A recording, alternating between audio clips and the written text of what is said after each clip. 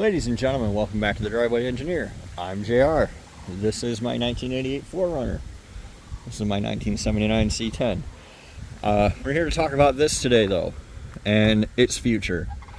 A lot of you know, if you care, if you watch, if you follow along, the engine in this is hurt one way or another. It doesn't have any oil pressure. It's making some bad sounds. I didn't want to stay running. And I've decided I'm going to take it out and part it out and replace it with a Volkswagen TDI. And I wanted to kind of go over a few reasons why for people. Number one on the list is power. It doesn't have any. I made it better by taking the Alta off. It has a fancy injection pump. It has a fancy whole set turbo on it. I don't know if I can get in there and show you, but yep, there. It has a fancy whole set turbo. It's just not fast. And I don't mean fast like rocket ship fast. I mean like fast driving traffic fast, like in city traffic, trying to pull out. It doesn't have what it takes. 70, 75 miles an hour. It's tapped out. It doesn't really want to go any faster. And it just sucks. And it's as fast as it's gonna get. Like this HE221 turbo and that 7.5 millimeter diesel mech and pump are the mods, essentially. Like there's not much else. Let me show you the little orange marks from the pump. There's not much else you're gonna do to it. Not without like getting super crazy. So that's number one. Reason number two is the size. Like physically, you can see it fills the engine bay completely. Thermostat housing's right up against the radiator. The lower pulley's really close to the radiator. I'm gonna try to get a tape on this thing so we can get a rough idea of exactly how long this is. There's a little bit of overlap in the back. It's probably 28 inches long. And then the height, same thing. I have a 1-inch body lift on this. I barely clear my hood. Maybe it's 1.5 inches body lift. I think it's 1.5 inches. Now that I said that. Yeah, that's 1.5 inches. So I have 1.5 inches body lift. I still barely clear my hood. Intercooler's top mounted because there's nowhere else to put it, not because that's a good place to put it. It's very complex. It's very huge. A third reason is, besides the size and the power, is parts. Like parts availability for this sucks. My first mistake, besides buying it. So a little background, like the price of adapter kits and stuff that I needed was basically the same, like when I was pricing it out, between this and a TDI. Years ago, my brother and I put a 4BT into a full-size Bronco, and we were out somewhere and we met a guy with a Wrangler with one of these engines, and we thought it was super cool. And then years later on YouTube, I was telling my wife about it, and I was like, yeah, people always use Cummins 4-cylinders, but they're really big. And there's this other mechanical 4-cylinder, and it's a more reasonable size. And we found a guy named Alphonse, his channel on YouTube, and him and his friend Kurt put one of these into a YJ, and it was inspiring. And I started looking for a vehicle, and I found this. And I saw all the comments that said it was slow and I would hate it. And I was like, well, I'm not trying to spin 37s on tons. It's slow and I hate it. And it's been like that since the minute I let the clutch out. But parts. When I was rebuilding this, which I shouldn't have done, but I did. I should have just got a good runner. Parts came from like Lithuania, Moldova, Romania. I mean, it was very difficult to source rings, liners, bearings, the good stuff, right? Not the AliExpress stuff.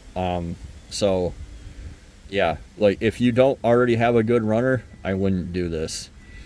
The last reason that I'll go into briefly is hard to show. That's my oil pan. There's a lower and an upper, and you see that it wraps around my steering. I notched that pan. I made it myself in the driveway. There's a video on it, and it's something you can totally do. It is as far forward as it can go, though. And when I do the solid axle swap, which is one of the things we found off-road, is we didn't really have the tire clearance for the big ruts, and we didn't have the tire travel to get through the big ruts off-road up in the Upper Peninsula of Michigan. So we want a little more travel than what we have. Like, that's the amount of travel you get out of a Toyota IFS right there. So, you know, going from a couple inches to a couple feet will be a big deal for us. But it's going to bring the axle forward, and it's going to crash right into that oil pan. And there's no way around it, because I can't really, this is a 32-inch tire. I can't really go much further back because I'll get into the firewall. So everything has to come forward, which leaves me at, that pan's actually symmetrical, so I can flip it around and reconfigure the pickup if I move it far forward enough to clear. Doomsday Diesel sells this serpentine kit. They sell an oil pan kit to make it a rear sump. It's very expensive. It's like $1,000. There's just a lot of factors that, like, even if this hadn't blown up, it actually runs still, but probably not for long. But even if this hadn't blown up, I was leaning towards wanting to swap it anyway, and I just really needed a little push. And it knocking and having no oil pressure when full of oil was a big help.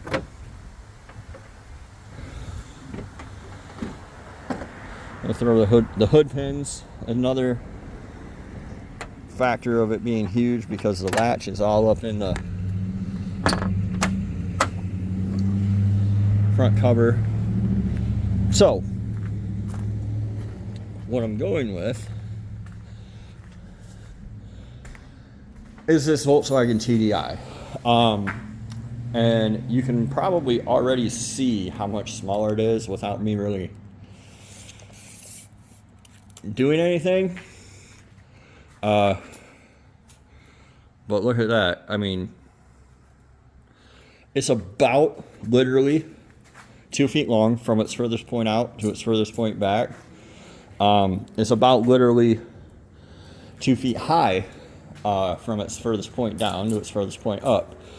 The pan on it's pretty flat, but you see I still have the same problem of the sump being forward, but it's okay because Volkswagen, in true German engineering fashion, all their Volkswagen pans, like a 1.8 pan or a 2.0 pan for a gas engine, will bolt to this flange, or they just use the same flange. They even use the same intakes. So I can reconfigure that with like a $75 Rock Auto order versus, you know, some custom one-off or expensive custom one-off stuff. This one is a BHW from a 2005 Passat, and I got it from a junkyard in Wisconsin called Builderback in Beloit, and those guys were very accommodating and awesome to deal with. This one has 142,000 miles. I found it on carpark.com. They actually had a video of it running.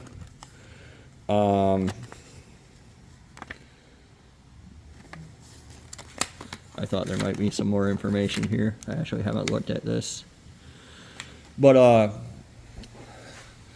there's stuff that has to change about this to go into the 4Runner, but it's a lot less. And even though I'm not going to get all my money back, I'll at least be able to recoup some of it by selling the serpentine kit, the already modified intake, the whole set, the pump, that kind of stuff, the adapter to the transmission. So there's a couple $1,000s at fair prices worth of parts that I can still pull off of that.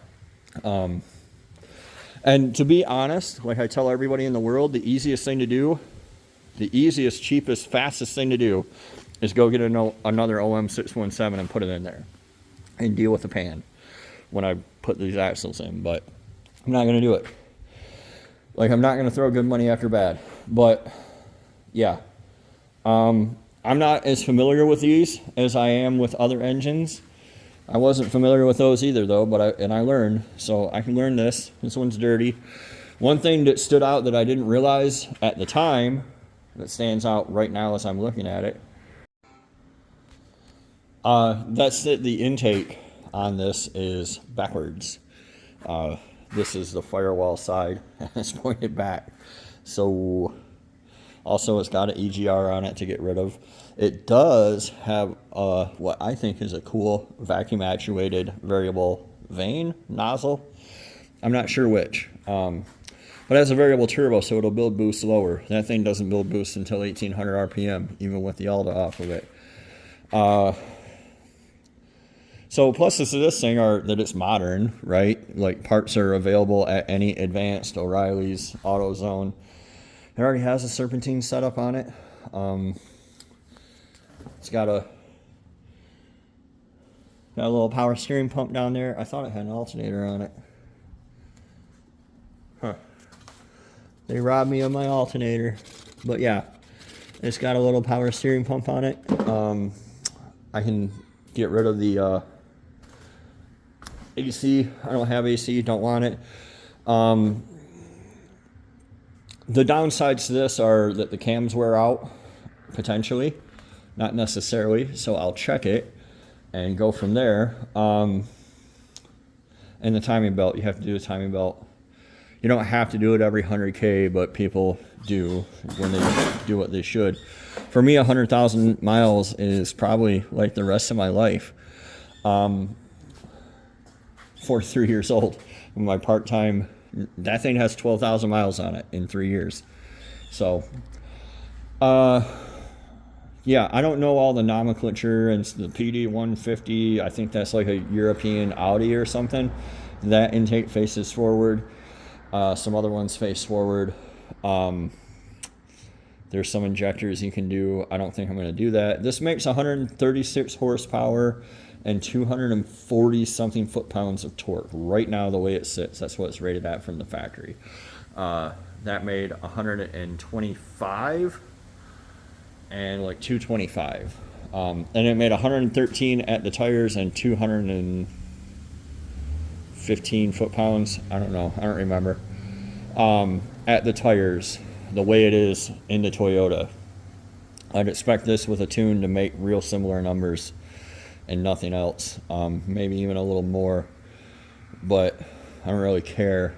I mean, like, there's so much more I can do with this if it's not enough, versus that, which is maxed out the way it is. So, yeah, I'm happy about this. This was $500. And I'm not going to dig into it until I'm actually ready to do the thing. Also, I'm going to put that in front of an automatic transmission. To just get into the things that were wrong, we didn't like about the 4Runner as it sits. We don't like the exhaust. The fuel tank's in the way of moving it back, but that'll all change. We don't like the front suspension. It kind of hindered us from going through the really deep ruts. So they get, 2.5, 3 foot deep out there where loggers have run skidders through. So there's no way 32s and IFS was getting through it. And yes, I could have drug it through with the winch, but that would just be miserable.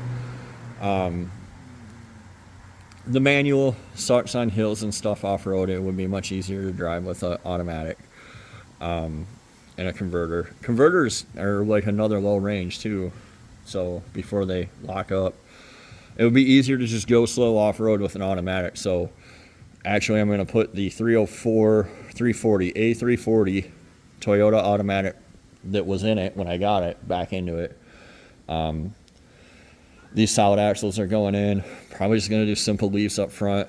I have to do that first. I need to take the tank out, the engine out, the transmission transfer case out, the front axle out. I need to get it up here where Daryl's at. I need to get Daryl into the shop for the winter and just take the whole thing apart, put it up on jack stands where it'll never come off, and I'll sell it for scrap in 2 years. Not exactly. I think you guys know better than that. But, yeah, there's a lot of work, like a lot of labor to be done. And frankly, it's a lot of money. I'm talking about another $3,000, maybe $4,000 to get it running with that and an auto and solid axles and 35, 37s. So, it is what it is. We like the 4Runner. We want to keep it. We want to improve it. But that's what's happening. Oh, this one has an e-locker. They're both, that's a 410. That's like a normal. My axles that I have in my 4Runner are 430s.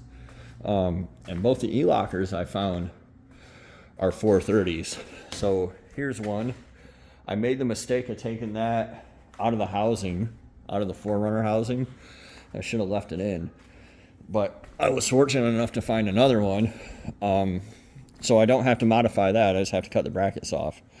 And then the hubs on there will go on there. May hit a little bit wider. I'll still need a wheel spacer because this is wider. That's okay. I want a little wider stance. And I only have to modify one housing now. So that's cool. This might be rebuilt. I don't know. I bought it from some kid whose dad passed away and project stalled. But, yeah. Big changes coming for the 4Runner. That's the gist of it. That is the gist of this 10-minute rambling video. So, also, I don't have an F-body anymore. So if you know anybody that wants a LSK member, I'm in Central Michigan. They can have that one for $200. It's probably going to go to the scrapyard pretty soon. Thanks for watching, and I hope you guys look forward to seeing, the 4Runner coming to a more modern age. I don't really know what I'm going to do with Daryl yet. I'd like to have a 6-speed in it, which I can accomplish with the Holly I have, or I can accomplish with a newer engine and transmission, or I have options, and I have time. So no rush on that. I'm probably going to pull it in here tomorrow. I'm going to clean up tomorrow and pull Daryl in and let him slumber for the winter. But yeah, I hope you guys enjoyed, and I thank you for watching, and we'll see you next time on The Driveway Engineer.